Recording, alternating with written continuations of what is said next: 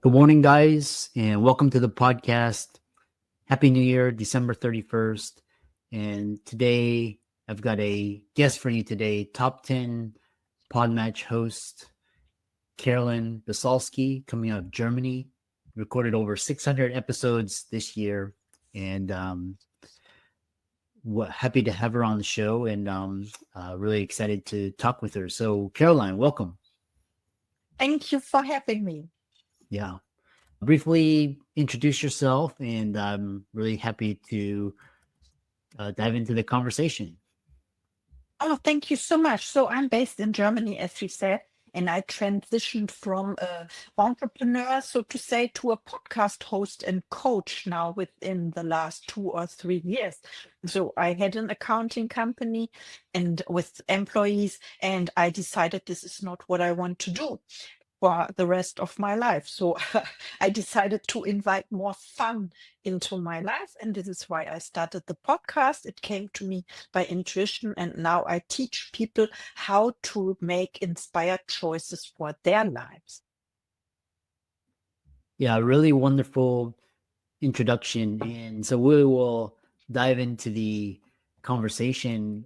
Well, one thing is talking about is so you had a corporate leadership experience, and then what made you decide just to take the leap? And I'm sure it was very uncomfortable. And what advice do you have for people going into the new year that thinking about quitting their jobs or can't stand their boss or thinking about becoming an entrepreneur, pursuing their dreams? What advice do you have for them?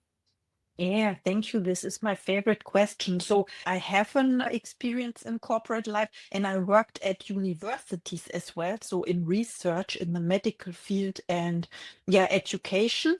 And because I always wanted to learn more for myself. So, I studied economics and psychology. I started at the age of 35 and I created my own company. It was like, for me, it was to have the flexibility to work full time while being a mom with two little kids. My kids were 2 years and a newborn. So I had two boys. And then I was searching for something doing from home. And then I created this accounting business and I expanded it. So what advice would I give is, first of all, ask yourself, what do you really want for your life? And then take the courage and take a leap into the unknown and just realize your dreams. And if you are not alone, because there are so many people struggling and there's support, so you can ask for help. And this is where I am here. You can reach out to me, no problem. I'm here to inspire and encourage you. What a fascinating story. And so my follow-up question for you is, one thing is talking about is what I love is this power of choice. And we all have choices in our life, and we constantly complain about how this and that, but we can actually create a life aligned with our goals and values. So talk about the power of choice. Yes. So I came across this topic of decision 3 years ago. But I think so making decisions is, first of all, you have to be aware that you have choices, because without choices, you cannot make a decision, right? So I went a step further, so to say, or I went back, where is the root cause for making decisions? And I explored this. So you have to become aware that you have choices or possibilities in your life, and then you explore everything that is there, and then you make a choice, like a mindful choice. And I want to emphasize that not making a choice is also making a choice. So it is the choice for procrastination, not growing, and complacency. So without the change we want to see in our life, without changing ourselves, we cannot grow. The choices are very important in every second in our life, and we can train this by forming the habit of being decisive. I really love that. And so my follow-up question for you is this: when people make a choice, so for example, a choice that doesn't align or a choice to move away from something that doesn't align with them, there's often that discomfort. So for example, people leave a job, and then let's say the doctor's listening to the podcast, they choose to start their own company or their business, but for a little while they're leaving the comfort of a hospital salary or the perks of being a doctor. How do you address, the power of choice, but then also you have these consequences, both positive and negative, especially the negative ones? How do people let that? Yeah, that is a great question because I had exact the same discussion a couple of months ago with my best friend. So she started her job 3 years ago, and it was an exciting job. And also the vision of the company was aligned with her personal vision or for herself, for her life, what she wanted to do. And then she got upset over the months with the environment or her task, so to say. So she had to make a decision whether she stays there and is unsatisfied, or she takes a bold step of courage and leave that job, even though she didn't know where it all ends up. So now she made the decision, and she has no job at the moment, but she has a lot of time for herself to think about what does she really want. And I have to add something more. Sometimes we need to let go of something in order that the new thing can arrive in our life. There's this law of vacuum. When you create the vacuum, the place where there's nothing, then the new can come to that place. So it fills automatically. You don't have to worry. But the opportunities can only come when you let go of the old. Interesting. Another thing I commonly see because I used to formerly coach a lot of doctors, and they have this trouble of leaving things behind, and they secretly resent their colleagues for staying in a job. They know the job isn't good for them, and then they make the leap and transition into an entrepreneurship or different career or different job.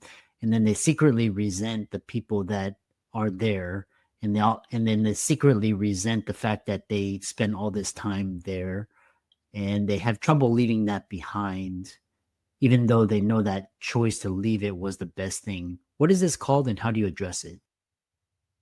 So I would call when you see someone who's already there where you want to be, or who already made this courageous decision for their life. So we call it trigger.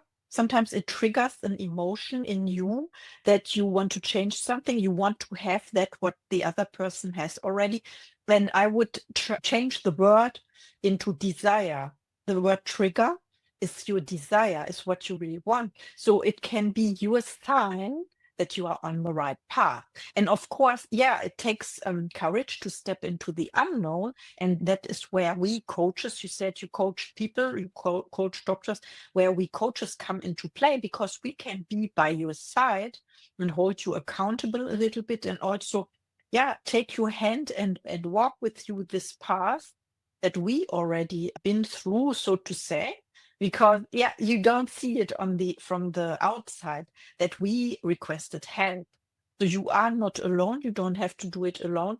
And I think, of course, people are judging you. They are talking negatively about you when you leave that path that they expected you to go.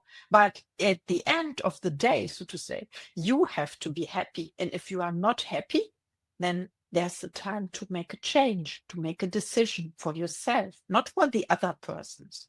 It's for you. A follow-up question I have for you is, I've also seen this where they're on the wrong path, and they're very unhappy, and everywhere they go, they're unhappy, and then they're not happy where they are, and then they decide to leap from their current position, much like you did, and they're still unhappy, and they resent those people that are successful in the path that they're pursuing, and then they secretly resent those people that they left behind. How do you address this? What is this called, and how do you address it? Yeah. I would call it, when you see someone you envy or you have resentment, then you see a future version of yourself. You see the person is doing what you want to do, and the person is it can be one step ahead, or it can also be 2 years ahead. And sometimes the fact that you are not happy is because you don't understand yet. So you can discover more why it is the case, why you are still in that place, because we can talk about mindset as well, because when you leave that position, you changed something on the outside world, but what you have to change first is your inside. It's the thinking. So when you see yourself as the new version, of yourself that has already like a happy life, full of joy, and like a job or something that fulfills you, that the reason why you get up every day out of bed, right? Then you see that person, you step into that person and you become that person. Then you get happier and happier every day. Yeah. And what are some coping mechanisms for people looking to heal from this? Obviously, transitions, career transitions, some of it can be failure. What are some coping mechanisms to help people move on and heal from this? I understand what you mean. So I studied Napoleon Hill, and he did research about 2,500 people that were not successful. You call it failure, and 500 very successful people. So we can deviate the success principles from this book, Think and Grow Rich. So what the main thing I would say to this is failure is what, when you call it a failure, it is a failure. But if you see it as a lesson, that you can learn something, then it is something positive, and it is something along the way you had to encounter, you have had to face as a challenge, as an obstacle, and you can be empowered because you made it. Yes. And this is what I call success. That's really interesting. A follow-up question I have for you is, so talking about lessons from 600 interviews, talk about insights from world-class leaders and change makers. Yes. So the podcast came by intuition to me, 12th of December 2023, when I was on a road trip through the, let's say, the Western US. So I was in San Diego, and then in the middle of the night, it hit me, the word podcast appeared, and also the title inspired. So it is about inspiration. And you talked about, so I never intended to do 600 interviews. It came because everyone said yes when I asked people to be my guest. And I'm so happy that I make this experience because I grow with it gets better, and also my ideas. So you have to do 300 interviews, for example, to come to this point to see, oh, I can change something with my questions, or I can speak more freely. I am encouraged and also more confident. And also now I had the intuition to write a book about my first year in podcasting, and the guests are all marvelous. There were only two guests, I can say, they were not inspiring to me, but maybe it was because I was in a bad mood at that day, and it can inspire someone else out there. And this is why I'm doing this, because to connect the world, to create peace, to create a safe space, 15 minutes, 20 minutes, and to prove that it is possible to connect to someone you never spoke before, like we do now, and yeah, connect. Yes. It is possible. Yeah, and I really love your enthusiasm. So, next question I have for you is, for people, we talked about making the power of choice, and kind of we talked about triggers and how to deal with envy and resentment and moving on. What advice do you have for people who feel stuck or overwhelmed when faced with major life decisions? Yeah. Okay. I heard it from a coach of mine, and she said it was really good. She said, when you feel overwhelmed, then celebrate, because it means that you made a change. Something changed within you, and you have to deal with something. So I would say you celebrate first, and then you relax. Because relaxing means nothing can harm you. You don't have to be scared. It's just the next step along, so on your path to your growth. You celebrate. And what else can I say? When you feel overwhelmed and stuck, yeah, you can reach out to someone, of course. There are people out there helping you. I mentioned it already. You will find someone. If the student is ready, the teacher will appear. You find someone you feel attracted to learn from the person who is 2 steps ahead of you. You can learn, and you don't have to do it alone at all. I made this mistake. I thought for my whole life, I thought I have to figure it out by myself. There's no one to help me. And otherwise, I would consider it as a weakness, right? When I asked for help, maybe this comes from my education. I thought, yeah. it was a weakness, but it wasn't.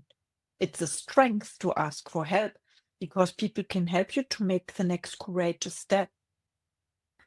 You made another really good point is you talked about your prior training or kind of societal conditioning actually hindered you. So talk about how societal standards, the media, people surrounding you can actually be a hindrance, and how do you become aware of it, and how do you manage it mentally, emotionally, and behaviorally?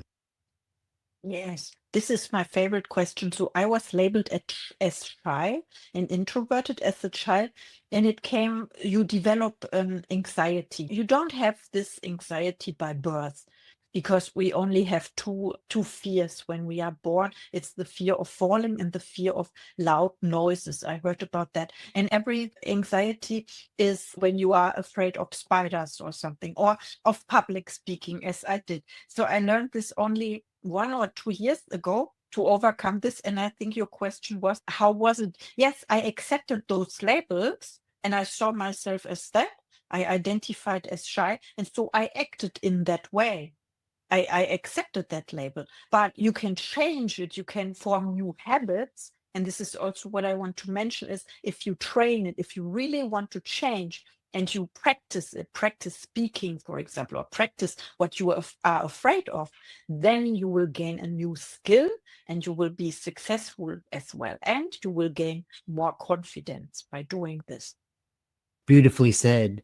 Next question I have for you is how do you, as we sounds like what you're describing is entrepreneurship is personal development, and there's a stage where we have to continually heal, and can someone build resilience and turn challenges into opportunities for growth? Yes. So when I refer to my own story, I was really complacent for 10 years or so. When I created my company, I leveled it to a certain point, but it was not going further. So I was avoiding risks. And only 3 years ago, when I started in personal development, I discovered that there's so much more we can learn, especially about ourselves. So your question about resilience is the learning thing. When I change something in my thinking and I see those different results in my life on the outer world, then I can build my resilience as well, and I can achieve anything that I put my mind to. And this is also, yeah, I talked about confidence a lot because it all starts about, yeah, you change a little bit, you do baby steps, and you see the results, and then you have confidence to make the next courageous step. Interesting. So the next question I have for you is moving on, is talking about, because you built a podcast, and it was quite interesting to how you revealed to me the insights you gained from starting your podcast, channeling and tuning into your intuition, and the word podcast came up. Talk about the key to, or sorry, building authentic connections, the key to personal and professional fulfillment. Yes. Okay. Authenticity.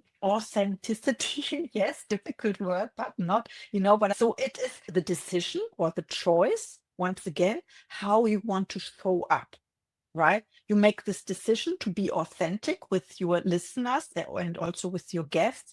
And then when they see your heart, or they feel your heart, this heart to heart connection, this is where the magic happens. And this is also like the mastermind principle. I don't know if you are familiar with that. When you are two or more people in the room and you connect with your minds, we can call it universal mind or infinite intelligence, then we are more than the sum of our parts, right? And then there comes ideas also to create a business or whatever we want to do, a project together. And this is the magic. And you talk about connections. It's about how many times we connect with each other. So when I do podcasts, I meet these persons for the first time. We never spoke before. And this is where the magic happens as well. I create this connection, this safe place. And then we have a relationship, and I can say, yeah, we are connected on LinkedIn. And then the next time we speak, I can refer to the podcast episode and say, oh, you remember we had this interview. And then when I want to collaborate with the people or do business, then it is so much more easier. And I agree with what you said. It's about creating powerful and authentic connections to other people. Love that. And how do you navigate creating and building authentic connections in this day and age of viral social media? Obviously, technology has gotten to the point where we can connect over video, and does that hinder authenticity? And discuss the role of technology in building building connections, but also distancing us as well. Yes, I understand. So I started during the pandemic. In at the end of 2020, I attended a training against social phobia. I mentioned it, so I was not able to speak on camera or on Zoom like I do now, or I know it's called. So I trained myself, and I still do because I accepted this. But I had to go through those challenges and also make these choices that I want to change something in my life. And this was not your question. So I started during the pandemic, and when it was over a little bit, when we were allowed to travel again, so to say, then I met the people I met first online, and this builds another a level of connection as well. When you met people in person, then it is so much easier to do business with them because the trust is so strong. And I agree what you say. It is not easy in social media, but I would say you can create the same kind of relationship because it's all about frequencies. And when you are fake, you are not authentic, they will feel it. Yes. You can't, yeah, you cannot fake authenticity, right? You are, so my advice is be you, because no one on this earth can be you, only you. I love that. I love how you described frequencies, because another podcast that I just interviewed, she was talking about how the universe tunes into your feelings, and basically feelings are emotions, and those emotions are basically frequencies being emitted, and it doesn't matter what you can rationalize it, you can think about it, but you're feeling and what you're emitting is what you'll attract. So I really love that. The And I love this idea of just being you. The one thing that a lot of clients they do is they struggle with, especially shy and introverted, and when they say be you, but then for example you put them into social situations and they still doubt themselves, and they still feel alone and isolated, and it's really hard for them to come out of their shell. How do you get over this, especially with being you, and talk about that? Yes, I understand your question very well. And I have news for you. So I talked about the identifying process. You identify with the labels other people gave you. Yeah. And I can tell you, it is not you. It is not the real you. So personal development means you discover the real you, the best version of yourself. So you don't have to be afraid to get rid of I call it paradigm. It is your beliefs and habits that you form during the conditioning, and this is not helping you to achieve your goals, but you can change it if you are willing to make that choice. So we identify with shyness and introversion, but it is not you. So the real you would never stop you in achieving your goals. This is my answer. Yes. Yeah, it's quite interesting because, again, a lot of people they suffer from shyness, and they come out of their shell and they say hello or they start a conversation, and it's still that programming. They get self conscious. They're interacting, but then they go back and they beat themselves up. They're like they look at everything in the wrong way, and so it's just they self judge themselves. And but that's quite interesting. How can people? Congratulations on the podcast. How can people find you and follow you, reach out to you, and connect with you in the new year? Oh, this is my favorite question. Of course, I like to share. It is inspiredchoice.today is the website, and you find the podcast there, Inspired Choice Today. The name, my name is Caroline B. You see the bees in the background, maybe it means be inspired. And yeah, I love to connect with you, of course, all of the listeners, and to know more about you, to help you with the 20 minutes free breakthrough session to help you start your new year 2025. Yeah, I really love that. Congratulations on all the success. This is recorded the New Year's Eve. It's actually New Year's Eve evening in Germany, and Happy New Year, and keep up the great work. And I'll see you in 2025.